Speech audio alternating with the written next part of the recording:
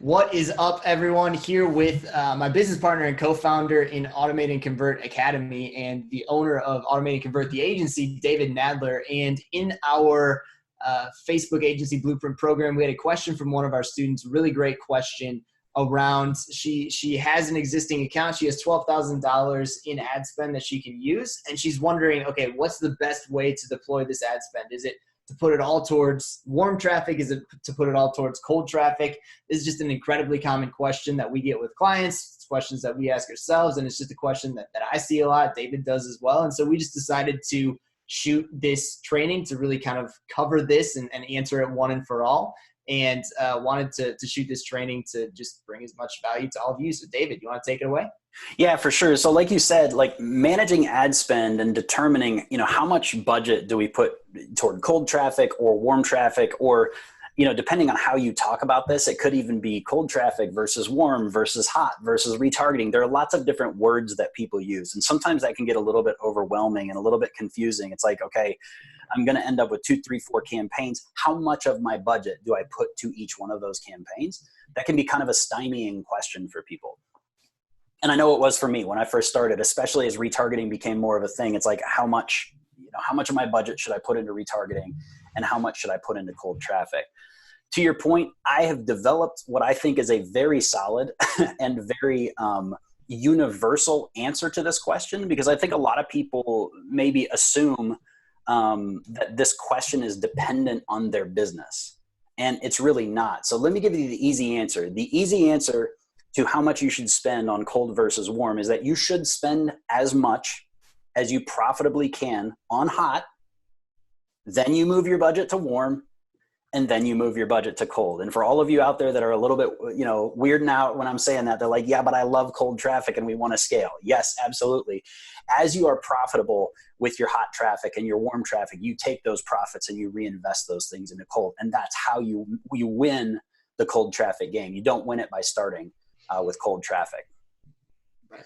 Jordan, what do you think about that? Am I right? Am I wrong? Is this how you manage ad campaigns? I mean, I know this is an easy answer to a complex question. What do you think? Yeah, I completely agree. I think that it's a common mistake that most people make. It sounds really sexy to say, okay, cool, we're just going to launch this ad to cold traffic and we're going to, scale to the moon and cold traffic and scale, right? Just sexy buzzwords. But the reality is, if you're not maxing out your hot, then you're warm, and we're going to map all this out to make sense and make it concrete, kind of what we're saying. But if you're not maxing out your budgets to your hot traffic and then your warm traffic, you're literally lighting money on fire. It's so easy as marketers and entrepreneurs to just forget about that. It's kind of almost like if you were, walking along a road and there's a sign that says $100,000 this way, and all along the road at every step is $100 bill, and you're just forgetting about the $100 bills. You're just laser focused on that $100,000 down the road. So incredibly important. Completely agree. Awesome. Okay, so let's get into the detailed answer. So the easy answer is you just basically work your way through hot and then warm and then cold. More specifically, you're going to kind of do this in 4 phases. We're going to do funnel retargeting. Then we're going to do hot traffic targets. Then we're going to do warm traffic targets. And then we're going to do cold traffic targets. And basically, you're going to flow your budget down through these things until your budget runs out. You may be in a situation where if you're just getting started, funnel retargeting, to do funnel retargeting well, that's all the budget you have, right? Until that works and you create a return on ad spend, and all of a sudden you have more money. Once that starts working, you have revenues coming in, then you bring in some more hot traffic. Once that is up and running and working, then you basically just flow your budget down. But basically, you should not be doing cold traffic targeting until you've maxed out your funnel, your hot, and your warm. Okay, so what does this look like? I'm going to give an example of funnel retargeting for a webinar. So this would be a pretty typical webinar funnel. Left-hand side, and I apologize for my handwriting. It's just not that great. I should have been a doctor, I think. on the far left-hand side, you've got a landing page, right? Your landing page for your webinar. Then you've got a confirmation page, that page people see after they enter their email address and register for the webinar. Then in a typical webinar funnel, you're going to have a live room, which is where people actually watch the webinar, whether it's a real live or a simulated live, doesn't really matter. There's going to be some form of a live room. Then you're going to have a sales page, which is where the details of your offer. So on your webinar, you're saying, hey, go to this page to buy our product. And then the last step of this funnel is going to be the thank you page after someone's given you money, right? So this is the money thank you page. Okay, so if these are our steps, then we start to overlay on top of this, we've got some audiences. So anytime you map out a funnel and you map out your steps, between each step, you're going to, in essence, be an audience is basically created. A discrete audience is being created. Now, that does not mean that you always retarget every one of them individually, but it is a good practice to go through to take a look at this and go, okay, here are my funnel steps. Between every step, I have an audience that's been built based on people who have not taken the next action. So let's say we start driving cold traffic into the landing page. Well, some of those people are going to do what we want. They're going to register. But some of those people are going to hit the landing page and not register, right? So that's that second blue circle there, which is basically hit, no registration. That's the list that people that have hit the page but didn't register. Next bucket there, people that do confirm, so they do register, but they don't make it to the live room. Okay, these are registered people who reg, no attend. Okay, the next one, people that attend but don't hit the sales page. That's another bucket. And then we've got people who hit the sales page but don't buy. So now we have 4 discrete retargeting buttons. Makes perfect sense. And David, real quick, just because I know we're going to get this question is, obviously this is a webinar funnel, but does this same process apply for any funnel in any industry? Yes, absolutely. This is going to apply to really any funnel that you build, whether it's a webinar funnel or a free plus shipping funnel, whatever funnel you have set up, there's always going to be people as they move through the funnel, there's going to be drop off, right? There's going to be people that take the first action you want, but don't take the second. And that's going to create these subsets. And this is what we want to do is identify those so that we can spend money to try to get those people to take the next step. This funnel retargeting is typically going to be where your highest return on ad spend ads can be placed. Okay, so now that we've got these discrete groups, let's take a look at like real money, right? So how would this actually look if we're spending real money? And again, the question came in, somebody said, hey, I've got a budget of $12,000. Where do I put this? So that's kind of where we're starting. If you see down below in red, I kind of made some assumptions based on maybe some best practices, what I see in funnels. Let's say we're spending $12,000 and we're getting $2 clicks.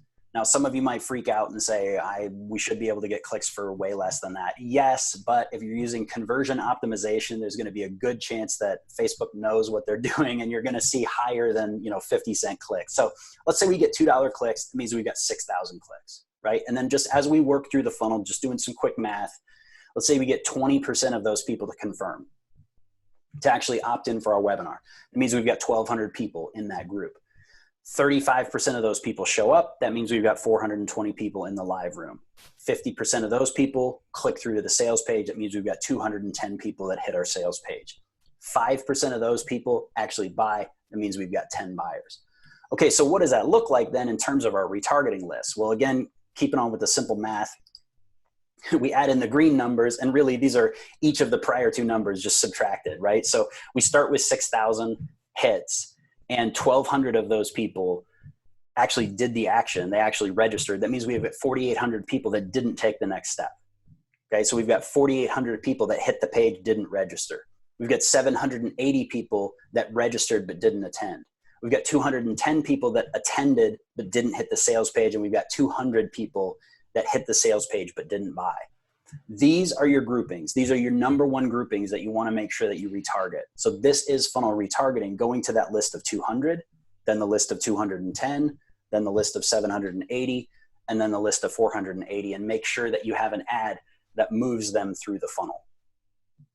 Jordan, what numbers would you put to these? I mean, just looking at these audience sizes, because I know that's going to be a question that comes out of this, is like, okay, so I've got these 4 audiences. How much am I spending typically just based on audience size? Yeah, great question. So, looking at these audience sizes, if you have an audience of roughly 200 people, not much, right? So that's probably $500 a day. So probably 500 or not $500 a day, $5 a day. We're going to make sure they see our ads.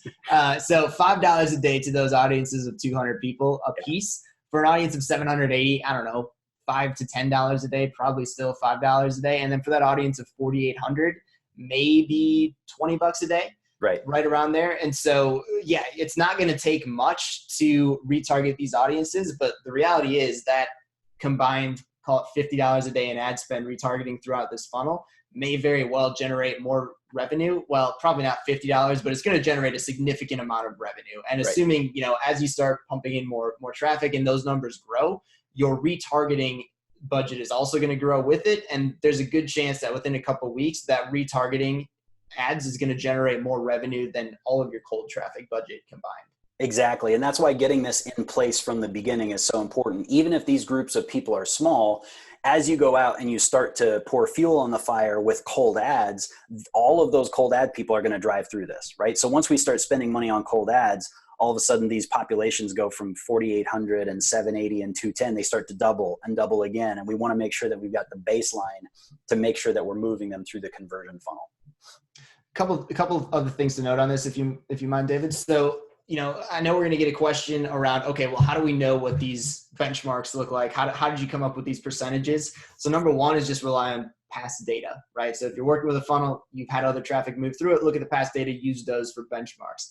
If you're looking for a generic rule of thumb, just call it 30% at every stage of the funnel. And that'll be a good conservative number. Typically it's more than that. Typically you're looking at 20% at the opt-in stage, and then you're looking at roughly, call it 30 to 50% every stage after the opt-in that happens. So that's a generic rule of thumb. But honestly, at the end of the day, you as a marketer don't really need to worry about this math as much. All you need to do, and really all this is designed to do, is to give you a sense of, okay, how many people are coming into this funnel at the top and how many people are at each stage. And you can just kind of gut check what that budget looks like based on how big that traffic is. So all this is telling me really is that, okay, I have relatively tiny audiences at the last two stages of the funnel. Not going to spend much there. I'm going to start ramping up as it goes. And then as you're managing these campaigns, you can look at the frequency in your business manager. And if you have a frequency of, 48 in a week, you know to scale that down. Really, we're shooting for a frequency of no more than 7 to 10 in a week. And so you can kind of operate that way as well if you don't actually know these numbers. Absolutely. So we've got a budget of $12,000 and we're saying, okay, based on our retargeting, we've given you, $35 a day or max $50 a day. So we've spent $1,500 of our $12,000. The question is, okay, where do we spend the next? So we've given you the tool this is how you make sure that you're putting your money into the most profitable thing first. We've done that. So now where do we go? Well, now we go with hot traffic and then warm traffic and then cold traffic. So again, here on the model up in the top left where you've got cold, I probably shouldn't have even put cold there because it should actually be hot, then warm, then cold. But the idea is that this is non-funnel traffic that we're driving into it, right? So now we're going to go hot, warm, and cold. Well, how do we decide what budget we put where? We still have that question. The key to this is the audience targeting grid. And again, in the training that we do, we talk really in detail about this, but you've got 3 basic levels of audiences. You've got level 3, which are primarily custom audiences. And these are going to be what are typically your hottest audiences. Again, hot, warm, and cold. There's no Moses didn't come down and put that in stone on tablets. This is exactly what hot traffic is and what warm traffic and what cold traffic is. This is something that you got to kind of know your funnel. But here are some benchmarks that you can say you should be spending as much money as possible on your level 3 audiences. Once you've done that, then you move into your level 2 audiences. Once you've done that, then you move back into your level 1 audiences. Couple of notes here on your level 3 audiences just to run through these. I think most people are really familiar with level 1, so probably spend a little bit less time on that. But a couple of notes here on level 3. First thing you want to do is you want to target your best customers. Export your best customers from your database and target those people with a new offer. Cart abandons, if you've got people coming through any sort of a cart system that aren't targeted for any other offer, pull those people in. And then you're going to see a couple of things, your 1 to 3 day visitors and your 4 to 30 day visitors in there. You can merge those two together, but the idea is that the more recently someone has been on your site, they're far more likely to convert. So make sure that you start with okay, let's start with 1 to 3 day visitors. And if those people convert, then okay, let's move it out to 14 days, move it out to 28 days. Keep moving it up until you're starting to run out of profitability. So you're trying to maximize scale and profitability, but start small with a small retargeting window and work it up as you have profit. All customers, your recent opt-in list, your entire opt-in list, all of these things I think are pretty straightforward, but basically you want to start on level 3 audiences before you start spending money on level 2. Jordan, thoughts or additions on that? And then maybe you can kind of take it into level 2. Yeah, no, completely agree on all of that.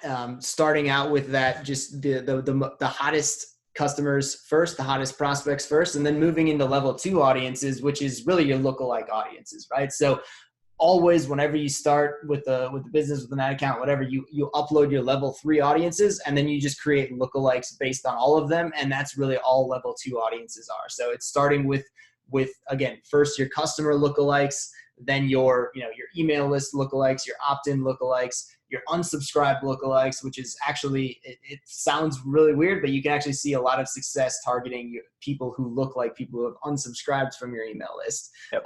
And then, just other owned audiences. So it could be specific cohorts of an email list. Again, that's going to depend on how big of an email list you have. Could be people who look like people who've engaged with your ads in the past, who've watched your videos in the past, etc. Kind of just working your way down the list. For sure. And so again, as we're trying to get to this question of how much budget do you spend in one place versus another, as you go through and you build out these level 3 audiences, with the example of a $12,000 budget, well, I don't know what these level 3 audiences make up. If you have an email subscriber audience of, 1 million people, you may very well be able to spend the rest of that $12,000 just retargeting a level 3 audience, right? And if you can, you should, right? So if you can keep spending money on a warm list and, be profitable at that, there really is no reason to move into a level 2. The only reason you move into a level 2 is when you're spending appropriately with your hot traffic and you basically run out of money. Like your frequency gets too high, your return on ad spend starts to come down. It's like, okay, now we need to go find fresh traffic. That's when you'd move into level 2.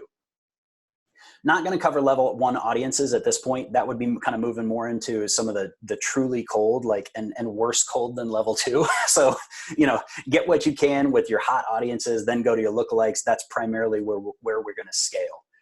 So again, just to bring it back around, the answer to this question of where should I put my budget, whether it's, $1,200 or $12,000 or $120,000 a month, it doesn't matter. The answer to this question is you spend as much as you profitably can on hot traffic. And remember, hot traffic starts with funnel retargeting and then your best lists, and then you move into your warm lists, and then you move into your cold.